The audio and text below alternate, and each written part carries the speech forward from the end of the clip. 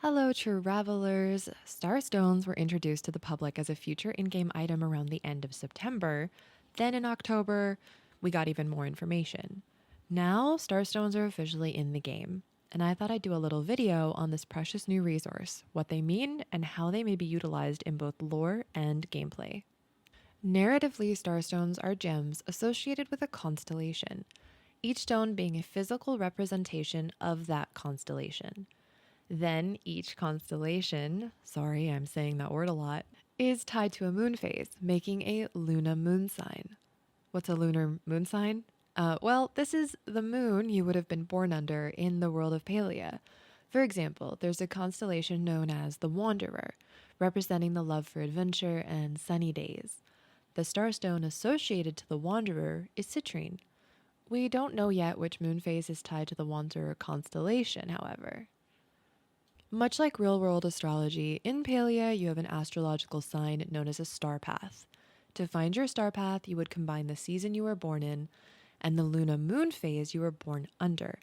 I think it's important to remember that, like in real life, this is just a fun thing to play with and doesn't mean you have to act like what sign you have or follow the star path associated to your sign. With the release of Starstones, each NPC has their preference of stone. Most are confirmed as the stone associated to their own lunar moon sign, but I can't help to think that Ashura might secretly have been coded to love his wife's starstone. I'll find out when I gift him an onyx for the first time, but I've only got one and it's also my favorite, so I'm keeping it. Sorry, Ashura. These stones will help you push your friendship up with your favorite characters, because it's an easy guarantee they'll like the gift. If you've got a little stock of garnet in your pocket, you can just give one to Hadari every reset, and before you know it, you're best friends. Or working towards being Najuma's new step-parent. Whatever makes you happy. You'll get a really cool unique dialogue moment with each NPC as well, but I'll leave that out for you to discover on your own.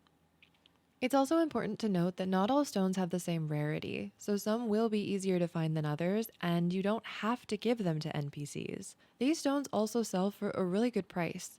The sapphire alone, which is a very rare stone, sells for 2,000 gold, and the most common, quartz, sells for 250, which isn't bad. The stones are super cool for new players coming into the game who aren't as familiar yet with who likes what. Plus, it's just a bonus you get while gathering basic resources, whether you gift the stones or sell them. And for existing players, it gives us a whole new reason to go mining. I've done some research and discovered who likes which stone so that you don't have to, and you can use this resource if you want.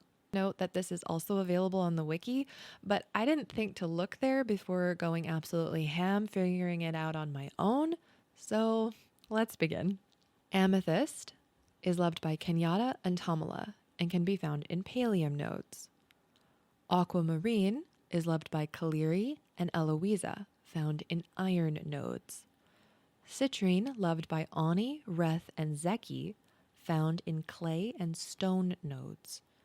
Emerald is loved by Hassian and Gina, found in copper nodes.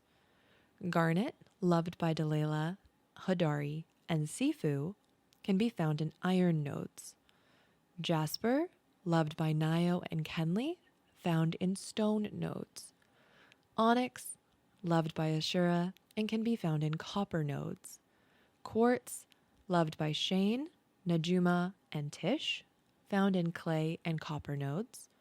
Ruby, loved by Eshe and only Eshe, can be found in Palium nodes.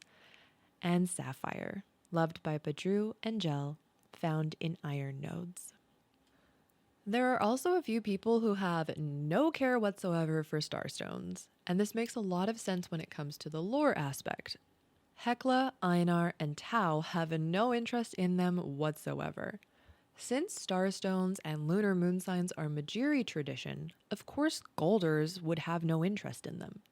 And Tau can't chew it, chase it, or eat it, so stick to meat and bugs for the pup.